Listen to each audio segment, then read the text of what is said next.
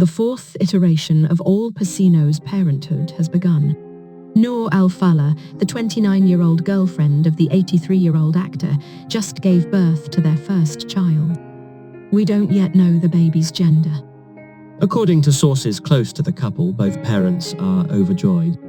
Pacino and Alfallah were seen Wednesday night having dinner at the Sunset Tower Hotel in Los Angeles, though the sources did not say when the child was born.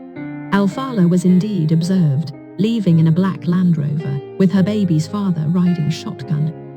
Although they were first seen out together for dinner in April 2022, the couple started dating during the COVID-19 pandemic. She has been with All for some time, and they get on very well, one insider explained. The age gap doesn't seem to be a problem, even though he is older than her father. When Alfallah's relationship with the former ended in 2018, she told that their age difference didn't matter to her. "The heart doesn't know what it sees, it only knows what it feels," she said at the time.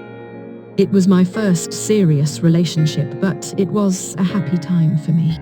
Regarding Pacino, the Oscar winner has 3 children with ex-wives, Jan Tarrant and Beverly D'Angelo, Julie, Olivia and Anton.